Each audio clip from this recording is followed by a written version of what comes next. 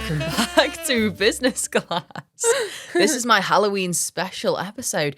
If you're tuning in visually today, I can guarantee you a trick, not a treat, because I'm wearing a huge, huge hat.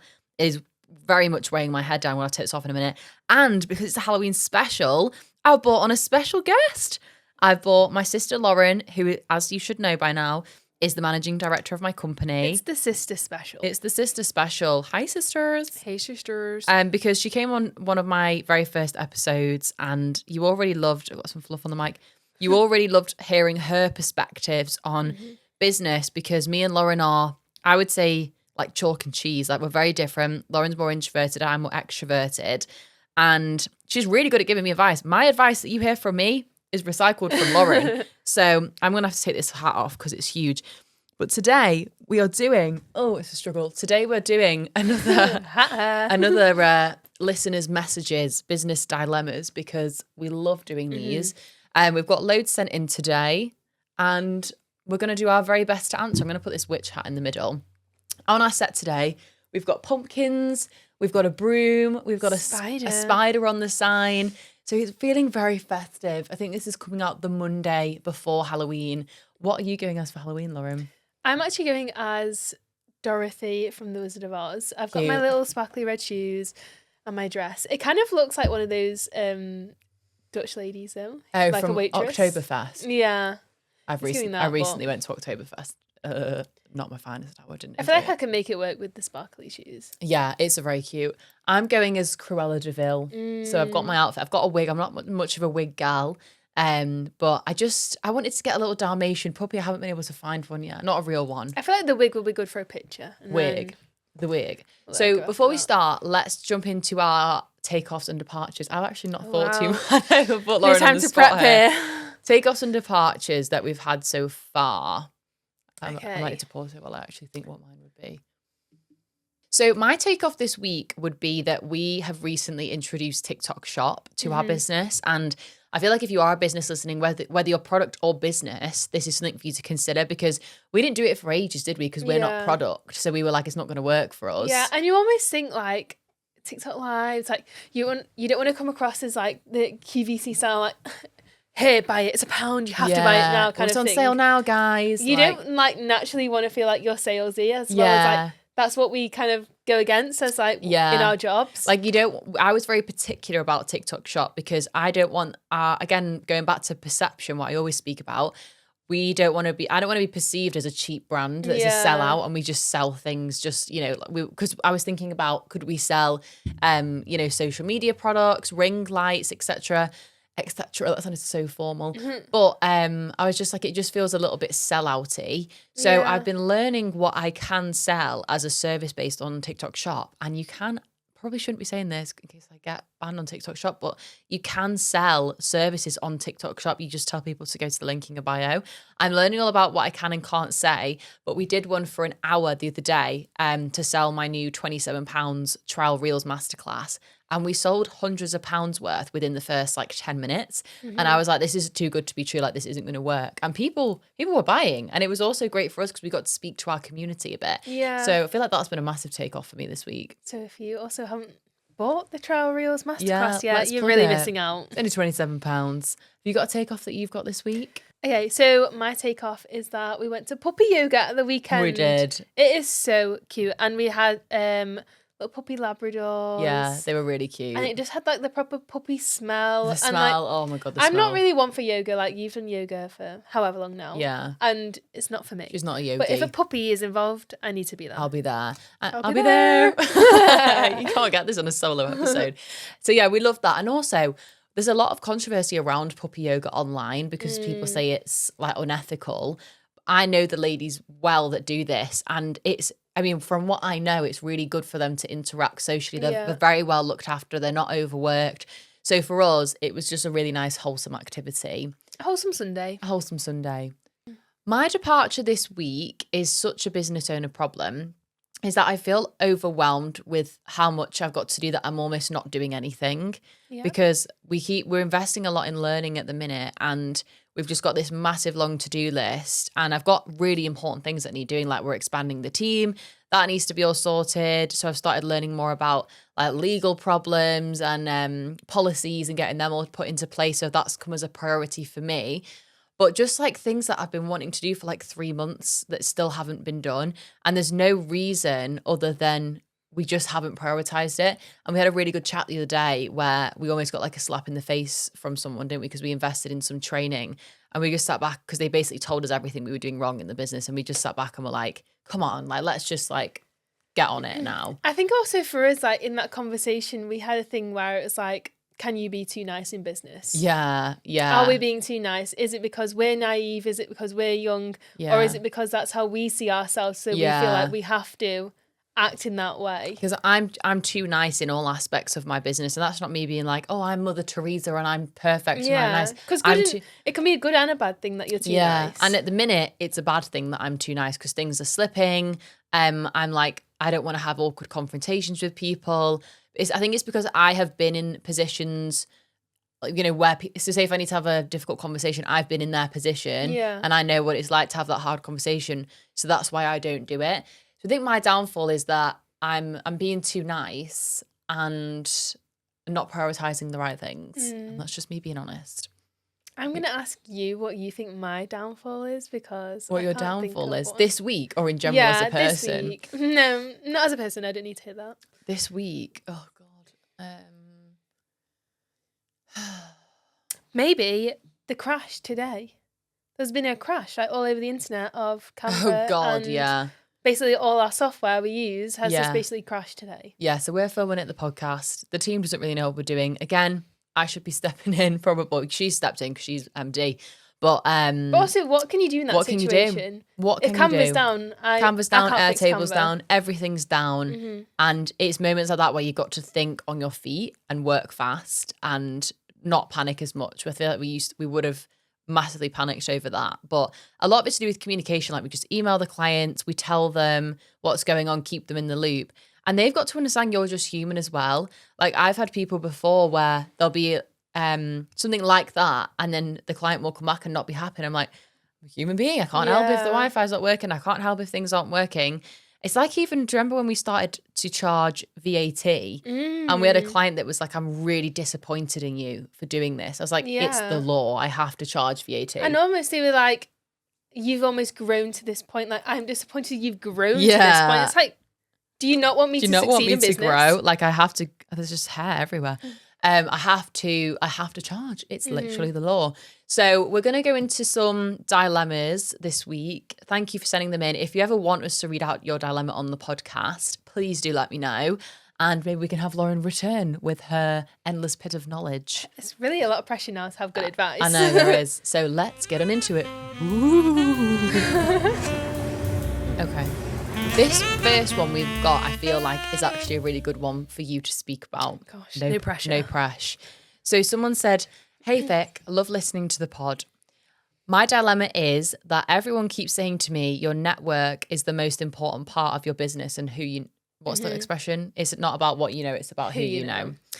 But what if I just don't feel like I belong in those circles? I go to events, but I don't enjoy them. They exhaust me. So how can I build a strong network? And is it actually necessary to succeed?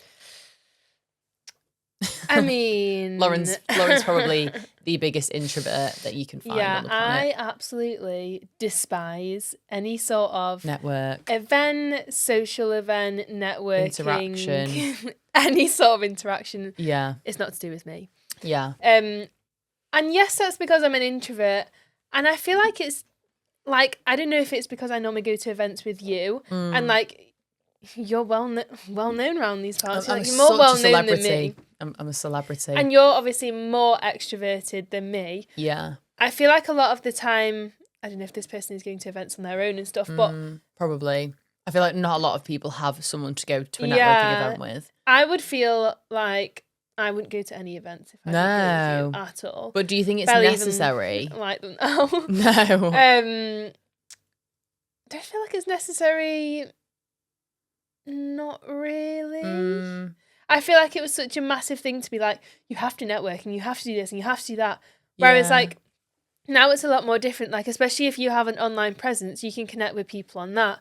You can like build connections through that and like I don't know what this person does for their business, but you can build connections through your business, whether that's like with clients and recommendations from that. But I don't think it's necessary to go to every single event and have to physically put yourself through that to go somewhere. There's a lot on your nervous system if that's not. It can almost come across worse because other people might pick up that you don't want to be there. Yeah. You know, if someone doesn't want to be there, it's kind of obvious. And like, even though you could present yourself as quite happy, bubbly, you're almost not being the true version of yourself. And you feel very socially drained. And also I think comparison leads to a lot of it. I've been to events where I come out of it and feel like I wasn't as good as them. I wasn't showing as much of them, and I actually end up feeling worse.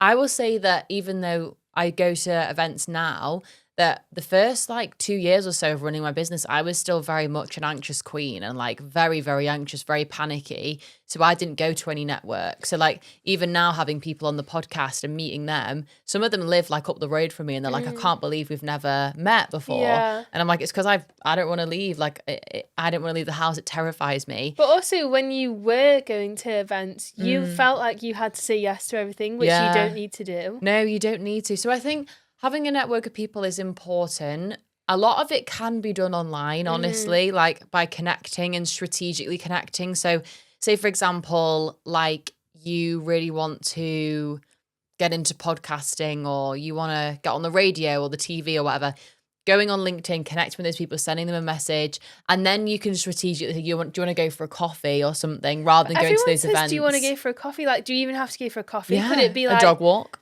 No, but like, could it be like a FaceTime or Zoom? Like, if you want to keep things like more businessy, could you just have like a 10-minute Zoom call? Yeah, I've done There's that a lot of like masterminds and things like that now. Is there a mastermind for like something you want to do? And that's how you would have like 6 or 10 other people in there, and then you've made those 10 connections already. Yeah, I think like most things in business, there's a lot of things we think we should be doing. And we are aged souls. Like we're only in our 20s, but we're basically 30. We're basically 30 now. We've been through so much within business. And I think a massive thing for us is that we've always felt really different and almost like not welcomed by people because we do things differently and because we're younger. But instead of now like conforming to everything that we should be doing, like you should be going to networking, you should be waking up early, we just run it in our own way and make it work for us. And I feel like you almost have to be like, is this actually beneficial for my business? Because you're basically losing money. If I go to this event and it's going to burn me out for the rest of the week, what's the point of me going to this event if I'm not being who I want to be at the event and I'm not getting much from it? It's in your spare time as well. Is it worth putting yourself through that for something that you don't really need? You could get elsewhere kind of thing for an easier option. Yeah, so I think like do it strategically, but I wouldn't put loads of pressure on to do it, if that makes sense. Okay. The next one is struggling to find new clients as a freelance marketer. Okay. I'm a freelance marketer and absolutely love what I do, but lately I've been finding it really hard to bring in new clients. I post on social media, reach out to leads, but nothing seems to convert. I'd love to hear how to actually build a steady flow of clients without feeling like I'm constantly chasing. Okay. I would say, if this person said, they're a marketer.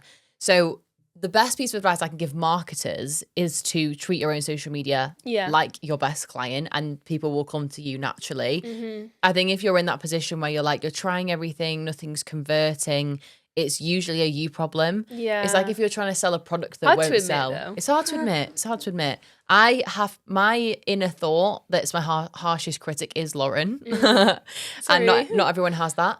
I think when you're trying to sell something, you feel like you're doing everything and it's not selling, it's usually not other people's fault, it's the product's fault. Like we've learned that before. Like there's been certain services and things we've brought out haven't done that well, and we've actually sat down with it and gone, it's actually our fault. I think as well because now you have to find what your unique selling point is. Yeah. Like what makes you different from everyone else, because now there's how many people do UGC, how many people do freelance marketing, how many people do social media managers, how many people do that, and if you're just the same as everyone else, whether it's like the classic beige and aesthetic content, how is that standing out from anybody else? What are you doing differently? We, especially since we've been doing the TikTok lives now, if you want to tune in, they're free every Friday at 12. We might do them more often. Yeah. The best piece of advice I have been giving to people about why you're not growing on social media and why you're not selling is honestly because you are not positioning yourself as any different to anyone else. And the reason why we're so harsh about this is because we've worked now with hundreds, maybe if not thousands of businesses, and we go through all these applications almost every day that we get from people that want to work with us or that want to work with us, in some capacity. And it's just like, I've got a clothing brand. We look on the clothing brand. It's plain hoodies with a logo on it. There's nothing different. And that's not to say it can't be done, because it is around branding and positioning and things like that. But, everything is becoming more and more saturated. So the best piece of advice I'm giving to people on TikTok lives when they're coming to me with these problems is to think about your slogan. So it's how you introduce yourself. It's what you put in your bio on social media. This slogan needs to be so strong that if you place it in a lineup of 100 other slogans from people in your industry, people want to go and opt with you or follow you. So if you just said say for example, social media marketer based in Manchester, if I saw that in a lineup of 100 people, there's no reason why I would go and follow that person, because I'd just be like, oh, they're a social media marketer based in Manchester. I think as well for us, you might need a unique selling point, but for us, we always got told to have a niche. We always got told that. Unique selling point is that we don't have a niche, as well as other things. But do you want a niche? Yeah. Or do you not? Niche. And niche why? Reminds me of quiche. And why do you or do you not? And is that where you kind of start from? Kind of think exactly what you want, and then think, if you were a business, what would you want from you? As a marketer, what would you want? Yeah. Would you want to go viral? Would you want more sales? Yeah.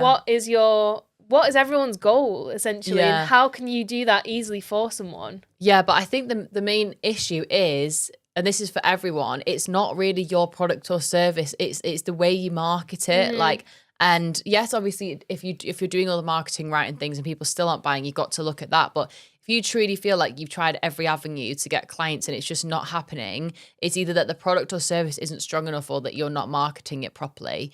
So, but also give yourself a bit of grace with it, that not everything has to sell out and do well. Yeah. So I don't know if you're messaging in more of a quiet month, or whether it's been quiet for a year and it's not really taken off. It is normal to have times where things aren't going to sell and be massively successful. And I think as well, it's all about trialing and testing. There's no right or wrong. Yeah. There's no this is a simple way, do this and it'll work. Yeah. I think you just test different things. Do a week where you test completely different posts or something, see how they perform, what do people interact the most with, what do people engage with, what are people actually interested in, and then look from that and move forward with that. And I think the quicker you fail, the quicker you're going to succeed. I think the people that you look at now that have really big successful businesses, they've got that because they've failed so many times. Yeah. And there was this really good quote I saw online, I love a quote, and it was a man mining with his little chippy tool, and then he was this close away from hitting the diamond, but he turned around and stopped. I always just think about that when I'm going through tough times, when I'm not selling, where I'm I could be so close to hitting the jackpot here and I'm just going to give up. So a lot of it's mindset, a lot of it is really refining what it is, what you do and how you promote it. But just having a look at is it the product or service that's the problem? Are your current clients happy? Or is it the way that you're marketing it? Because if it's this amazing service that everyone's happy with, then you're not marketing it right. And as a marketer, we need to learn how to do that. I think one more thing as well is don't be too hard on yourself with stuff like this. Yeah. Everyone has low months. Everyone has low income months and things like that. Yeah. And it's how can you pick yourself up? And it doesn't always happen straight away. No. And it takes time. That's okay. But social media, I fear, because we're in a Halloween episode, I think it plays into this narrative of things have to happen. So it's I started a business 3 months ago and I've only sold one product, and you're it's 3 months. Some people have to go for 13 years to hit that sort of jackpot. And I think social media's made us think I want to be a CEO and I want to sell out and I want to be successful. But we've been doing, how old's our business now? Maybe 4 years old. It's still young and we still put a lot of pressure on ourselves. But also a lot of people now might look at our business and be like, oh, it's like an overnight success and it's grown so fast. And yes, it's grown fast, but it's taken 4 years. Like 4 years as well. It seems like a small amount of time. It's a long time. It's so many days and so many months. So a lot of it is just like, just calming down, not putting pressure on yourself, try other things and be experimental with it. No one knows what they're doing at the start. It's just no one knows what they're doing. Everyone's just a girl at the end of the day. So this next dilemma is a little bit longer. Okay, so we've got, hi, I've just started my new business and I've just signed my first mid-ticket client. Me and my boyfriend have always shared a bank account. Whatever we earn from our jobs just goes straight in there and all of the bills get paid from there too. There's no he pays for this, she pays for that. Mm-hmm. It works really well for us. We've never had any issues. After signing my first client, he's all of a sudden started dropping hints of new things we should buy with this money, house and holidays we should go on, etc. I'm just worried that he thinks my new income from my business is just another income source that we can spend, whereas I'm trying to invest and put money away for tax and be more responsible. I don't know how to explain this to him without it sounding like I'm hoarding the money and keeping the money to myself, if that makes sense, because I've always shared. Please help if you can. That is a bit of a sticky situation. That's the pickle. I think like it kind of is sticky, but also not, because it's kind of fact. It's like if you're making money, you've got to save money for tax. I think as well it's just a misunderstanding, really. Yeah. He clearly doesn't understand.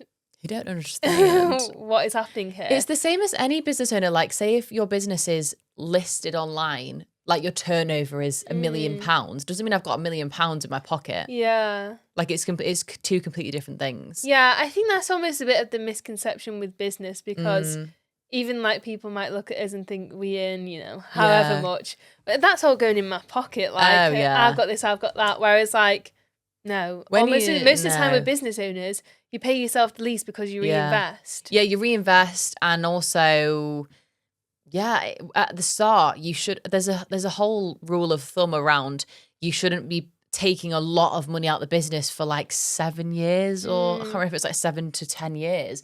Like now, even though yes, the business is doing well, I don't have any interest in buying like a Lamborghini or taking loads of money out, buying a massive house. That's great. But for me, it's more important that I reinvest. So I think it's just educating him a bit on, for example, if I make this amount of money, this is how much my tax bill is going to be. And I need to put that money aside every single month. And like, it's a scary thing. Like, we're just girls out here. But like, if the tax comes along and you don't pay it, you go to jail. You can go to jail. That's serious. It's serious. It really is that serious. I would actually say if I was in that position, I would look to make my own business account. Yeah. So what I would do if I was you is make a business account. All the money from your business goes in there and you pay yourself a salary that goes into the joint one with the boyfriend, if that's what you need to have. I mean, my advice is to always keep things separate, because you never know, you never know. But I know that is how some relationships work. So I would personally have the business and pay yourself a salary and say you need to keep it in the business to reinvest so you can make more money, to eventually go on more holidays and things like that, to pay your tax bill. Is also as well having that money there as a business owner as like a cushion. Yeah. Like I like knowing that for us, we have money in our account so that, touch wood, if anything bad happened, we've got money there to pay salaries. Like it's not like we're like, oh my God, we've got nothing. Not everything's going to be like easy breezy in business. Like you're going to have like a lower month. Yeah. That's just like how it is. Or it's really not always going to be unexpected bill or something. Yeah. It happens. But also then you could have a really good month and you're like, oh, let's keep a bit extra in there just in case. Yeah. So I think it's just educating him a little bit on it. It doesn't even have to be that difficult of a conversation. No. Or maybe it could be that you're like, oh, I've got my accountant, or you could even book in a one-off call with an accountant and just say, can you just go over it with me, and then he can sit in and listen to it as well. Okay, the next one we've got says, I'm in that frustrating phase of business where I've done loads of calls and proposals, but no one is actually converting yet. How long does it usually take to sign a new brand or client? And how do you stay motivated when the whole process is dragging? What did you say about clients you push them how many times? Oh, I will sometimes push people about 20 times. Yeah. This is insane. I think as well, you've always said like, if someone wants to get your attention, they have to keep reminding you because it's, as well as like being a business owner, it's like not something you'll prioritize doing like certain things. So if someone's not constantly reminding you, how are you going to go, oh yeah, I'll do that? Like, yeah, my whole ethos around this, first of all, is how important outreach is. I've spoken a bit about this before. So whether you're like a wildly successful business and you feel like you don't need to do outreach, I always think it's really good to have in place. So what we personally do is I'll have the discovery call. Sometimes it'll be an instant sell. Sometimes it'll be one of those where they're like, yeah, sounds great. I'll come back to you. And then they never come back to me. And I'm like, oh, I thought we had a really good connection there. I thought that was going to be a sell. So what we do is we'll send the first follow-up, like see if we get a response back. We also track this in our traffic light sheet. So it's green, amber, and red. Green is where they're an instant sell. Orange is where they were interested, but like they might have said they're coming back, or they said they're interested, but we never heard back. And red is where they just say it's just not the right fit. So if someone's green, obviously great, we've sold. If they're amber, that's when we follow up.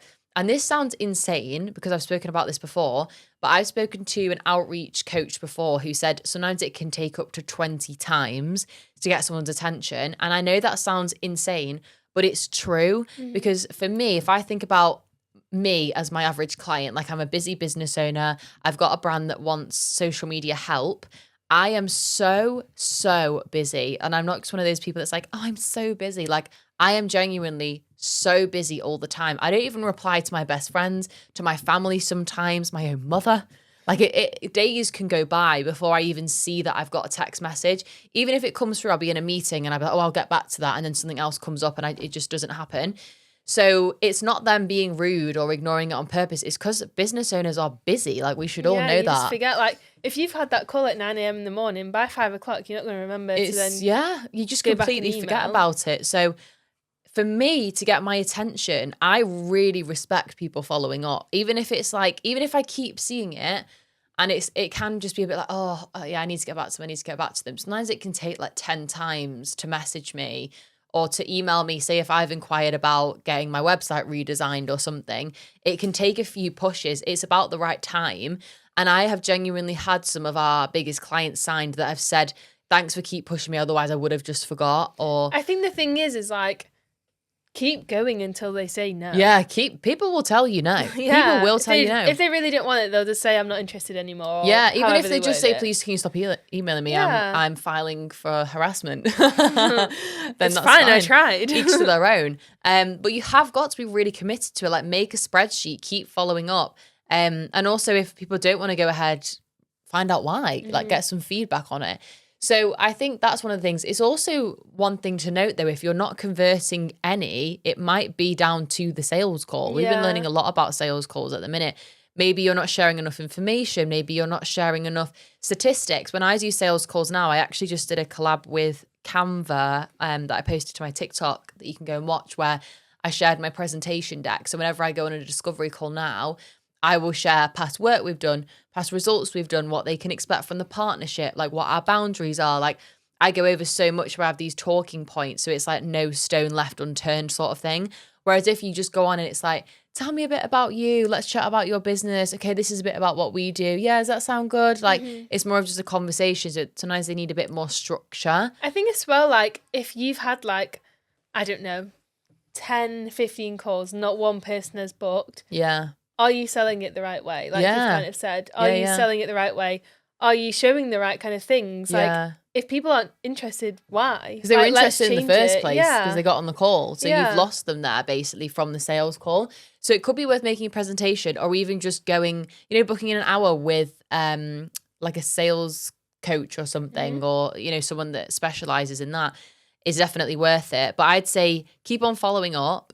And I think that call probably needs refining. Yeah. But it's a learning curve. I think it's actually a skill to do discovery calls. Might be a blessing people are saying no. Do you want to read this one? Because this is one that we've dealt with a lot of times. Okay, I'll try my best. Okay, this one says non-paying clients after services are delivered. Okay. Don't get me started, guys, seriously. What do you do when you've had a client that just doesn't pay? I've delivered everything, chased multiple times, and they're still ghosting me. Fits in with the ghost. Ooh. I don't want to burn bridges, but also don't want to get walked over. How do you handle that professionally and make sure it doesn't happen again? Oh, guys, seriously, don't get me started. You're speaking my this. language here. I think first thing to know is the more you grow, the more you grow and the more people that use your product or service, it's absolutely inevitable that you are going to have difficult clients and customers. Yeah.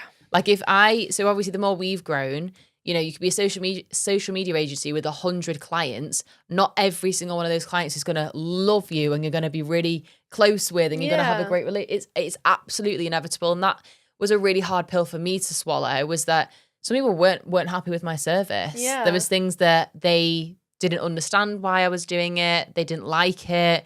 It wasn't to their taste. And that's fine. It's like if we brought out a product, not everyone's going to love the product. I think as well, like, everything is a learning curve. Everything's a learning curve. Everything. Like, if they're not happy with something, why not? Like, every single thing that happens in business, is there like misalignment on the expectations of things? Yeah, and we've learned this year, our biggest learning this year is everything is your fault. Yeah. And I know that sounds really harsh. And it's a hard pill to take. It's such a hard pill to take. Not everything, but generally speaking, everything is your fault. Yeah. So if a client isn't paying you, yes, okay, not great. And we still have that to this day.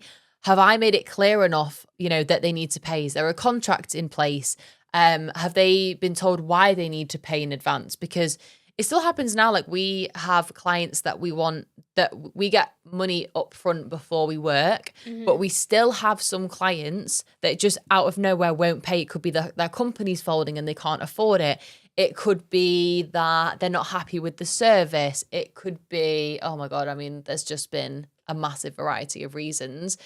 And I think the first thing I can say when someone isn't paying from the processes that I've been through, first things first is having a human conversation, if you can. There's sometimes where you can't. I've gone through it where I've called people on their number 10 times over, I don't get a reply. That's usually a bit suspicious. And you're like, okay, so I feel like you're not paying me because you don't have the money. Because when people feel like they're in the right, then they'll chat. So let's say, for example, I want a refund or I'm not going to pay for my plane ticket because the plane was cancelled, and then they want to have a call with me to talk about it. I'd be on that call because I know I'm right. I'd be like, I'm on that call and I've got my receipts. Give me my money. If people aren't going on the phone, it's usually because they're in the wrong. Yeah. Because they don't know what to say. And they don't want to admit to it either. If people are right and they've got receipts, they'll be on that phone call. Yeah. I want people on the phone call because we're all human beings. Yes, there's contracts in place, but I actually feel like if I had a client come to me, hopefully this doesn't happen now, but if I had a client that come to me and said, Vicky, like, I'm just going to be honest with you, we're really struggling with bills this month, or, my so-and-so's just passed away, or this has happened.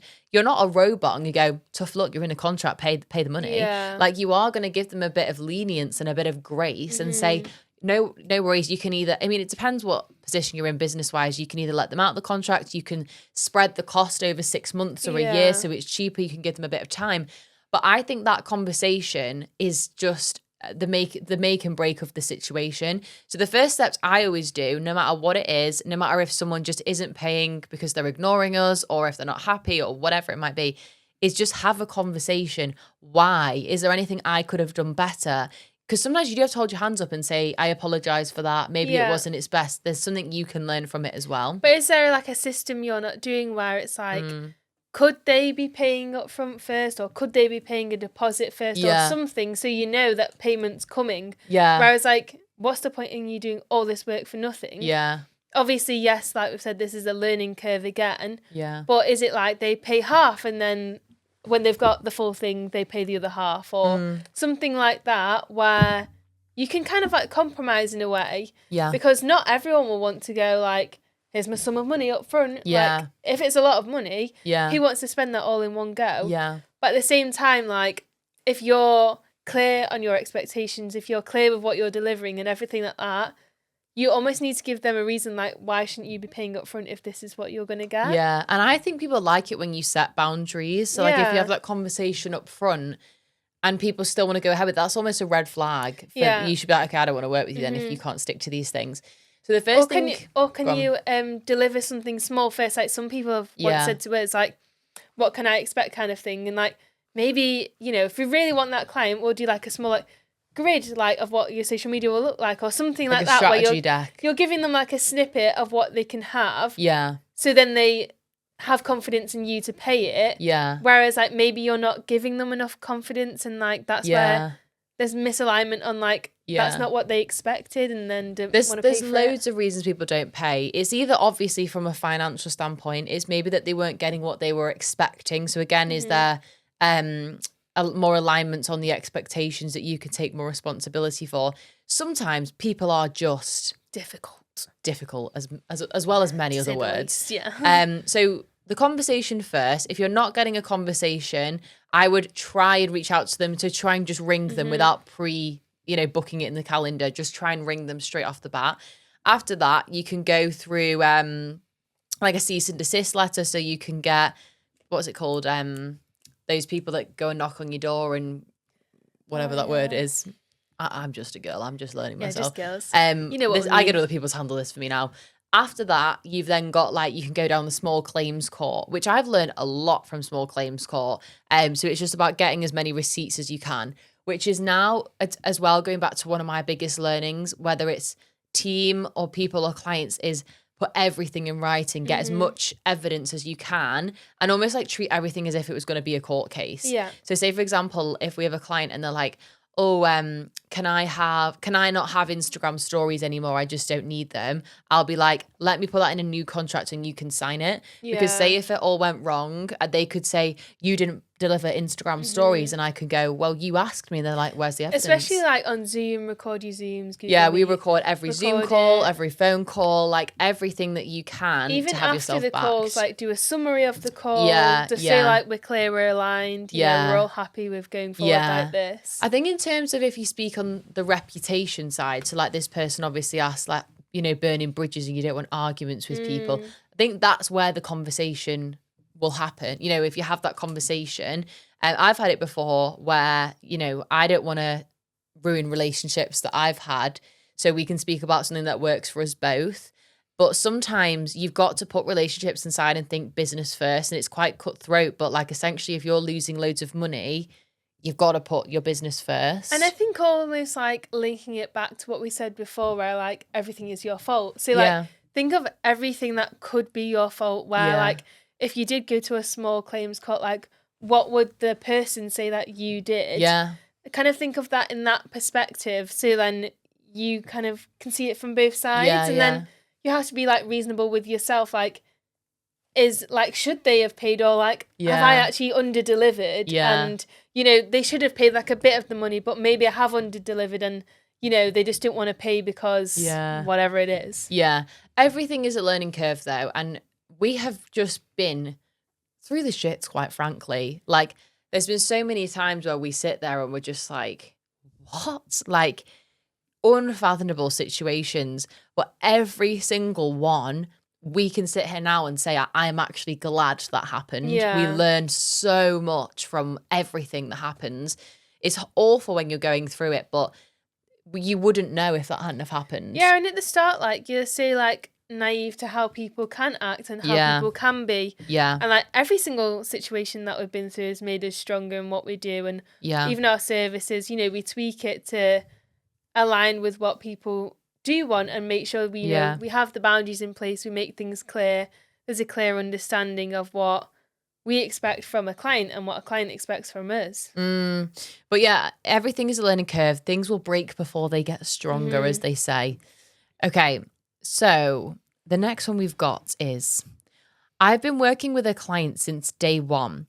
They believed in me before anyone else did. We've become great friends, but now their budget and expectations just don't match where my business is at.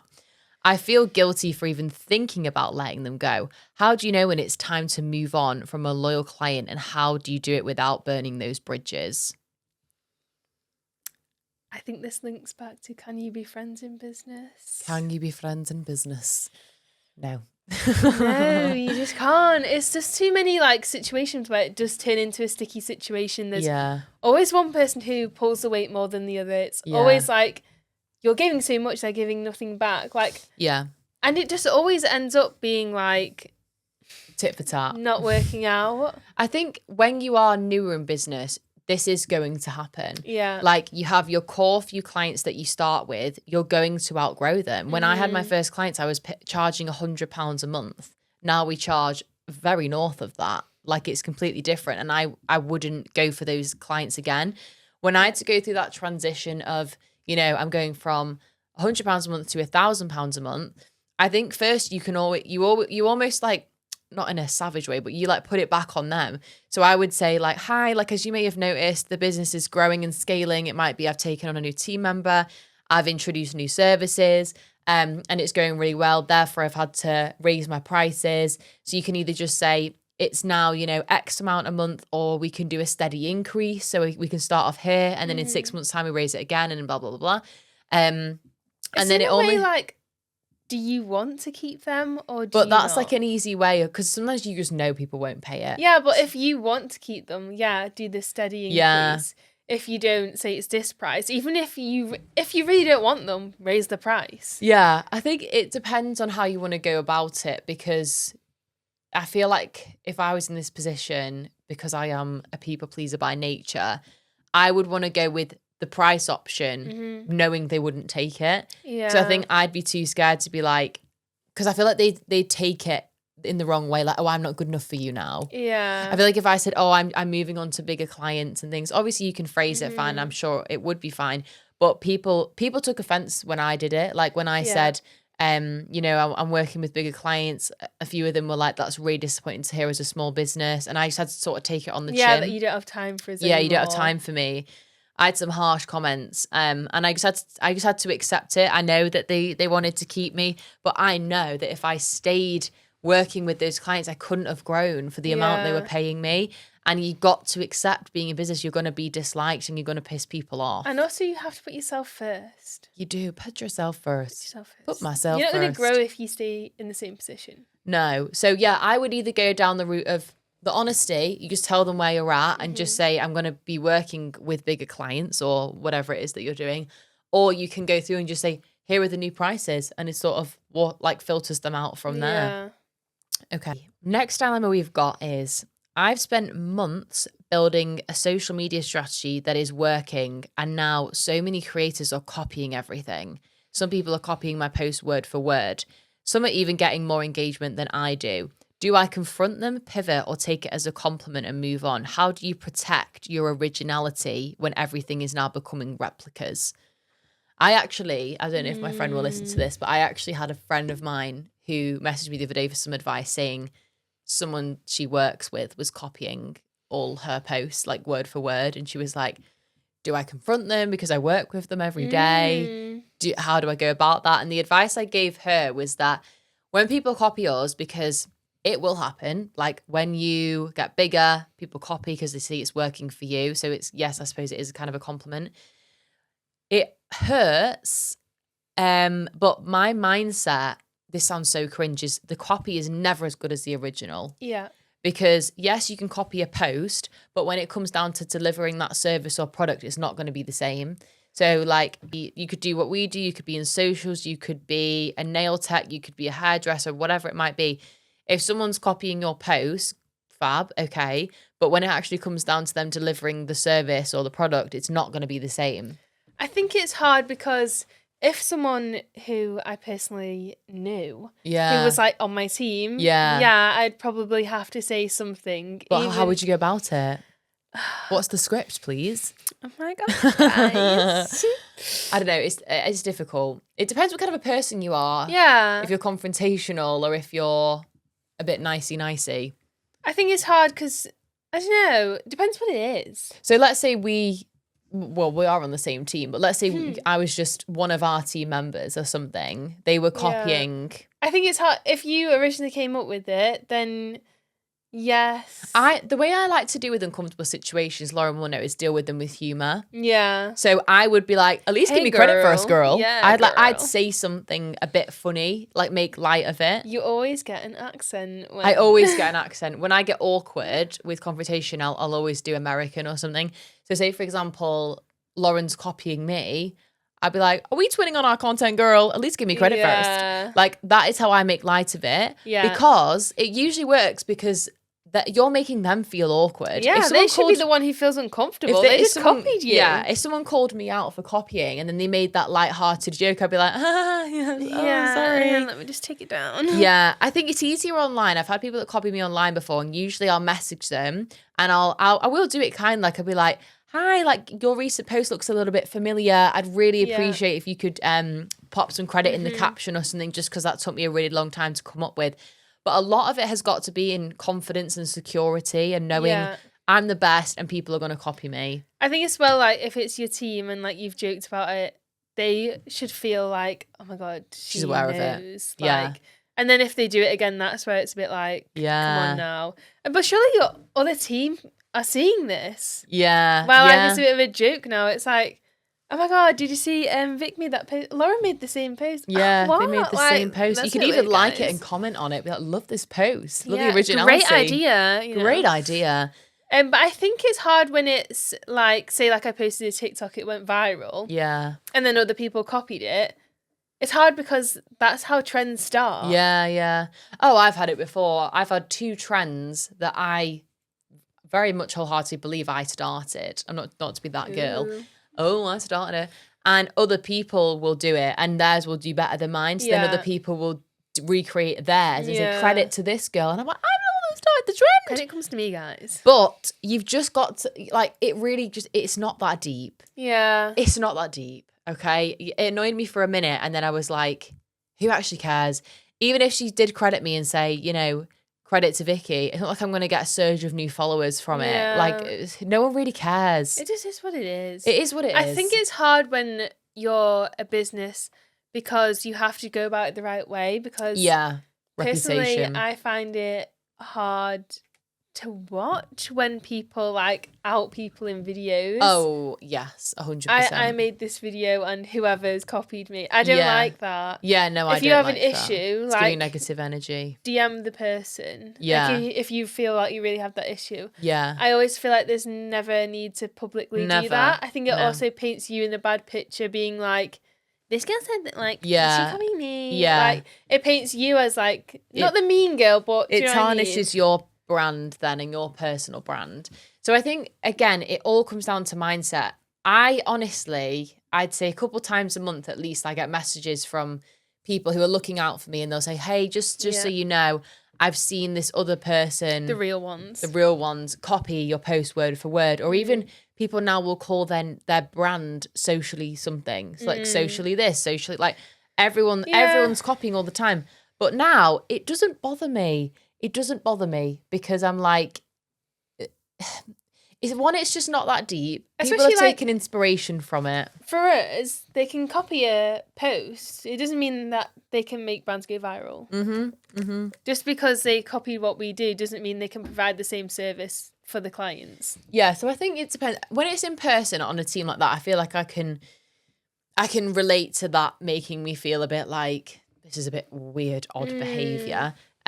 So then maybe, it is time for a chat. When it's just like a random person, I don't know, in the US that's copied my post, I let it go now. Doesn't bother me at all because they can like I've had people copy my videos word for word. They could gain a client from that. Great. But ultimately they're not going to deliver the service that we're able to. You. They can't be you. They all want to be you. Let them. I've got tattooed on my arm. Okay. I feel like that comes up every podcast. It does. We get a lot of questions on going viral because that's what our brand or business specializes in. We help brands go viral organically. So someone actually said, I know you always talk about going viral, but to be honest, the thought of it terrifies me. The pressure, the criticism, the trolls. I do want to grow and go viral, but not at the cost of my peace and happiness. How do you build visibility without feeling exposed? And should going viral be at the forefront of my strategy? We've always got some very controversial views on going viral, I think. Yeah. I think I would personally say going viral has developed a bad name online. Yeah. Like everyone goes, oh, you don't want to go viral. Like so many social media managers, you don't want to go viral because it ruins your reputation. Going viral shouldn't be your strategy. But to me, going viral is something I can orchestrate. So I think there's going viral where one of your videos blows up and it's exciting. You get that little dopamine kick from it because you're like, oh my God, I've got 5 million views. Oh my God, that's so cool. And it is cool. But what have you got from it? Because usually when you go viral, you might get a few more followers, but ultimately it won't lead to anything, really. Yeah.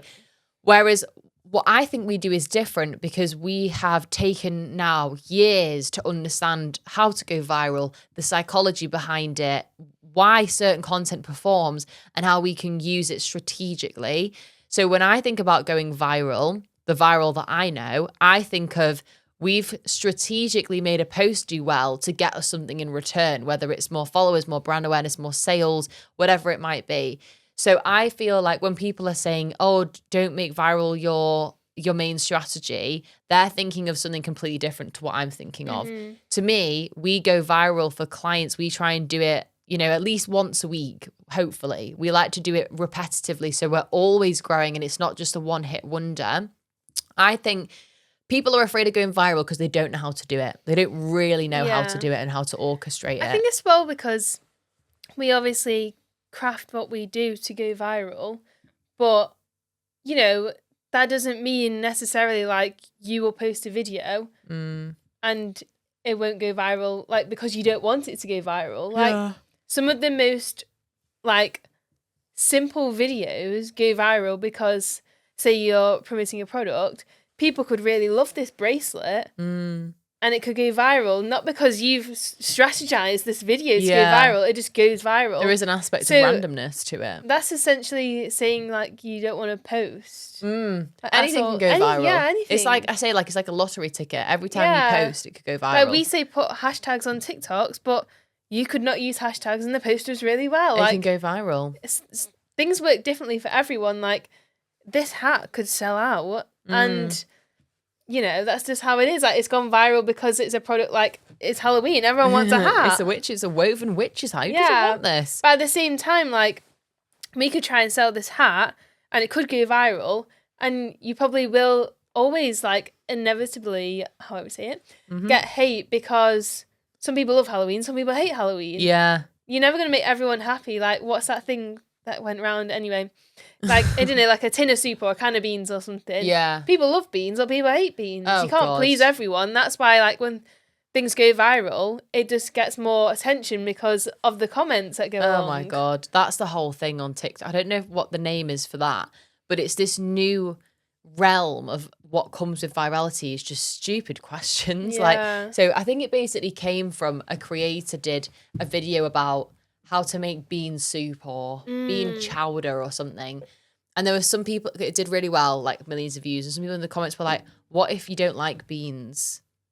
Like, use beans. Don't make it.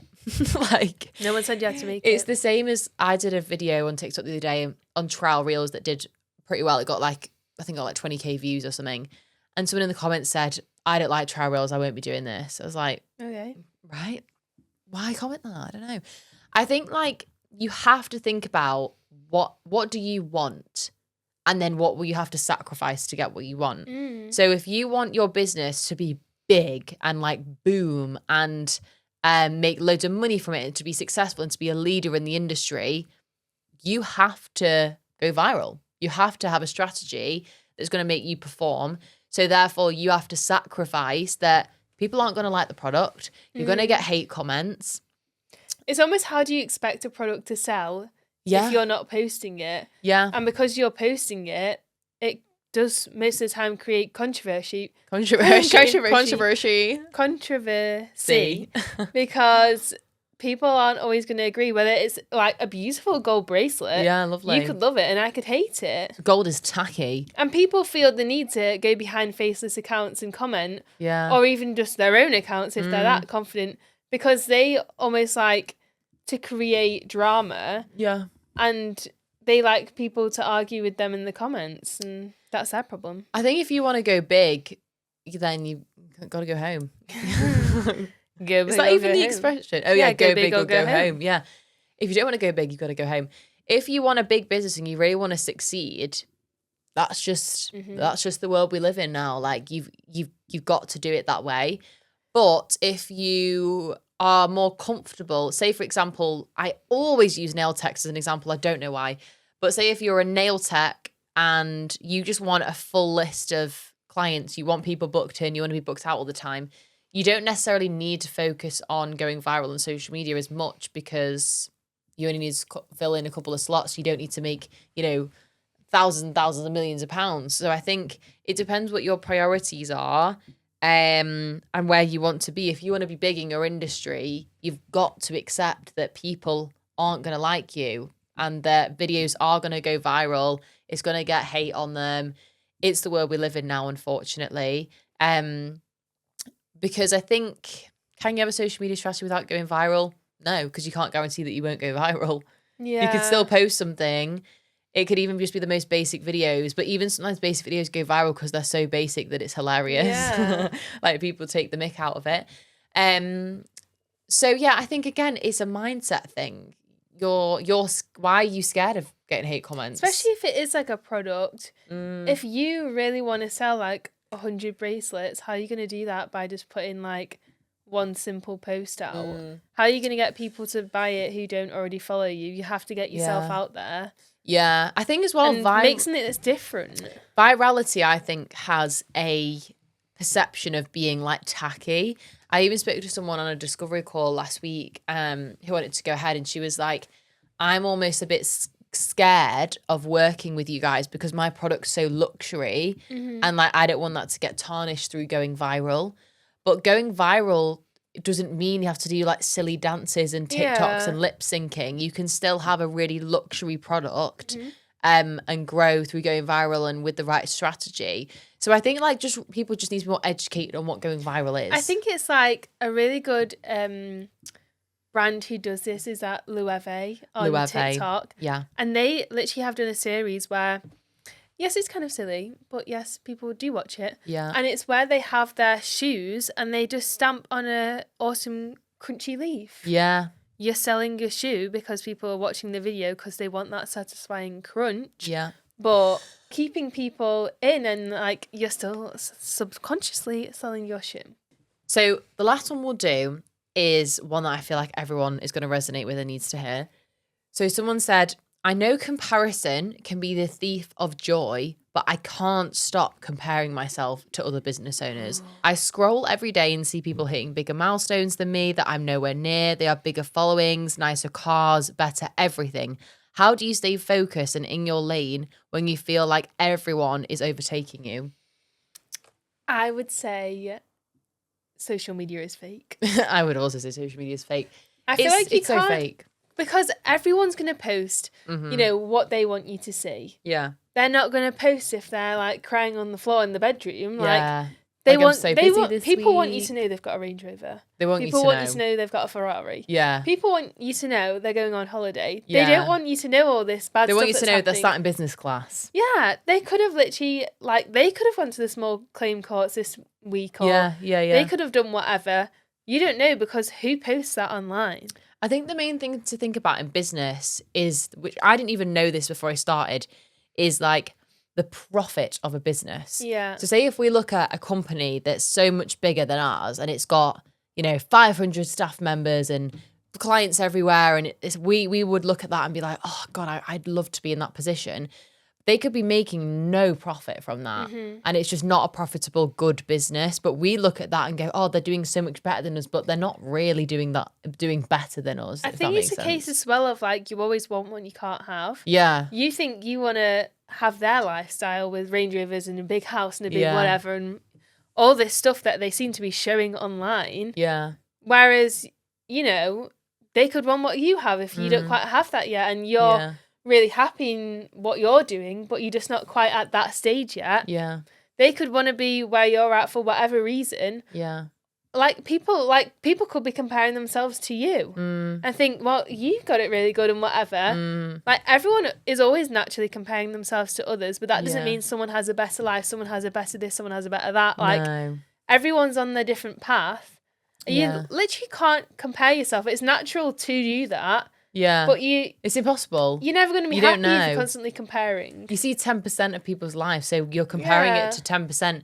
if someone was looking at 10% of your life, the best bits, they'd want your life. And I think as well with like business owners, you always want a certain goal. Like say you want to make 10K this month, you'll make 10K. You'll want to make 20K next month. Yeah, you're never happy. Yeah, you can't always like succeed in all these goals that you want to get to because you're always on to the next thing. Yeah, it's even like my office now. That was my dream office. All I thought about and manifested. It's all I thought about. Now I've got it. It's too small for me now because I've outgrown it and I don't want to be there anymore. Yeah. So it's just like, oh, I want the next thing. But there's a time when I was like praying. It's like all I could think about. My advice though to people that can't stop scrolling and can't stop comparing is to change the circumstances, change the environment, because otherwise you're going to keep doing it. Yeah. So if you are like, Vicky, I hear all this, Lauren, I hear all of it, I can't stop looking. Mute people. Yeah. Mute. We love the mute button. We love the mute button. If you keep looking, and it might be people you love, it might be your best friends, it might be your family. If you can love someone and not want to see their post, and because it can trigger you. So if you just want to try for a month, just go, I know whenever I see this person, I feel shit about myself. Just go on their profile and mute them. It's easy to do. A lot of people if you don't want to unfollow, mute. A lot of people don't know how to do that. You go on to their profile as if you're going to unfollow them and you press the following button and it will tell you mute stories or posts or whatever. Just mute it. Because for me, what I don't see... Out of sight, out of mind. Yeah, what I don't see, I don't care about. You get to control the media you consume. But yeah, comparison, it needs to go. I don't compare myself, honestly, to anyone anymore. Because it's just not true. It's just nothing's true. Nothing. And it'll just irritate you. Like, if you're sat there comparing yourself, you're just going to irritate yourself. Like, why am I in this mindset? Why do I care? Because I know there'll be people that compare themselves to me. And there's things I can't, even on this podcast, I can't share. I literally can't talk about, and you don't see it, and it's what stresses me out the most. Yeah. So I think that's the note I'm going to leave you on today. I've enjoyed this. Yeah. Have a fun and safe Halloween. We are house partying at our dad's house. It's not too wild. So keep an eye out for Dorothy and Cruella de Vil. Cruella de Vil. I'm sure you'll see it on the stories. And if you'd like to have Lauren back again for another Dilemmas, please let us know. If you want to send your dilemma in, you can DM me on Instagram, Vicky.Owens. You can DM me on the business podcast Instagram, which I think is businessclass.podcast. And we'll get around to your dilemmas. But yeah, have an amazing week. Have an amazing Halloween. Thanks for listening. And I'll see you in the next episode. Rate us 5 stars. Please rate it 5 stars. Please. It helps me out so much. I will see you next week on Business Class. Spooky goodbye. Spooky goodbye. Ooh.